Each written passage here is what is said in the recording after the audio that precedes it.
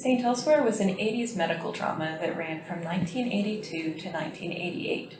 During the time of its airing, it was well liked and won several awards, but was watched only by a small following of people consistently.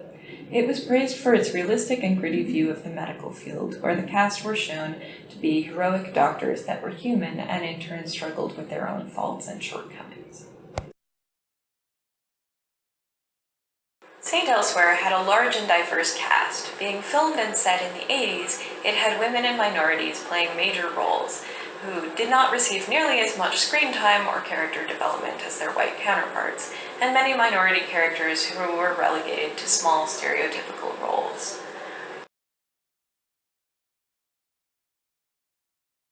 White women held lead roles on the show, but only when they were not in the presence of their white male counterparts, to whom they always ended up deferring. Many of the women have stereotypical flaws, such as being soft, too emotional, and unable to command respect. In the first 3 episodes, these 3 characters are the most prominent in terms of screen time and importance to the episode's larger narratives. Try to concentrate on your patients, Doctor. This is going down on your evaluation. Dr. Donald Westfall is the head of the hospital, and he is also a callback to the old breed of doctor from the golden age of medicine. He is a patient man who works to help guide the new incoming doctors through these rough years of residency to succeed, almost like a professional father figure. He is able to use his past failures to help the new doctors while also showcasing the classic, favorable view of the golden age doctor that puts work above everything else and becomes a workaholic, but sacrifices no personal grace. Dr. Westfall showcases nostalgia for the golden age of medicine, in which doctors were simple and effective and always knew what to do, which contrasts sharply with the show's overarching theme that doctors are human and make mistakes. I got it. You're demented. Another prominent character is Dr. Mark Craig, the head of surgery.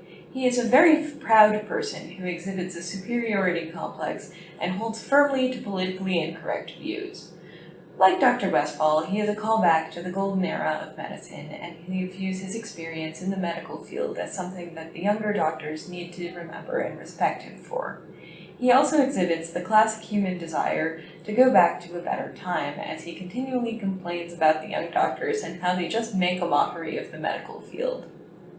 Another aspect of Dr. Craig is that he is very blunt and straightforward, which reflects the notion that in the golden era of medicine, doctors said what they needed to say and never had to break the news lightly.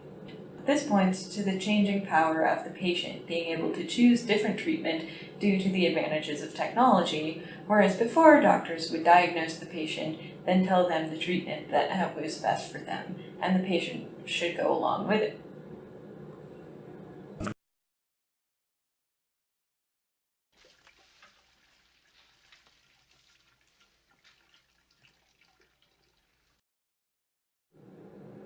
Our protagonist, Dr. Jack Morrison, is a resident in training who showcases the new doctor. He is from modest backgrounds, having grades too poor to attend medical school in the States. He began his studies in South America, not knowing a word of Spanish, and transferred to medical school in the States after he established himself there. He represents the American ideal of humble hard work and the perseverance being more important than other distinguishing factors. He is the example of it becoming easier for people to get into the medical profession through hard work, which especially during the 80s spoke to the American ideal. To the American ideal of working hard instead of, say, Dr. Craig, who boasted his son would follow in his footsteps, creating a dynastic profession much like that of pre-modern European physicians. Another aspect of his character is the notion of not being able to find the balance because he is new to medicine, constantly complaining of being overworked, sleep-deprived, caring too much about his patients, not being able to keep his personal life in order, and not making enough money to repay his student loans. This helps solidify the idea that while becoming a doctor is a good way to advance yourself economically, that it is hard and only the hardworking can make it through if they are not already from affluent origins.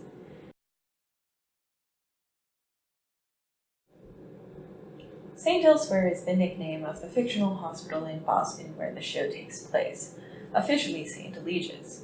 In the show, the nickname comes from the hospital's public image as a run-down, underfunded facility that used to be a respectable hospital, but is no longer able to meet its own standards. St. Eligius is the patron saint of goldsmiths, metal workers, and farriers. He was known for wearing glamorous finery in his youth, but became gradually shabbier as his life progressed, choosing to use all of his resources to provide for others rather than glorifying himself despite the ridicule he received. This narrative reflects the fictional history of St. Elsewhere, and emphasizes the skill and worth of its people rather than its appearance and facilities.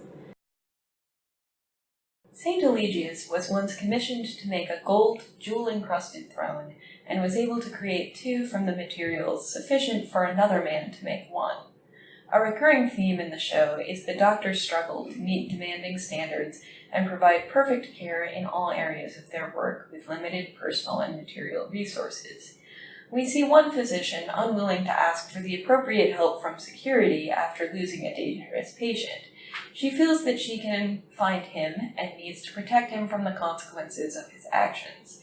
She is reprimanded by Dr. Westfall for trying to take care of more than she can expect herself to, while in the same episode, Dr. Morrison covers shifts for his colleagues, has a patient he is not responsible for die in his care while no one else is around, and later has an outburst at the same physician who lost her patient.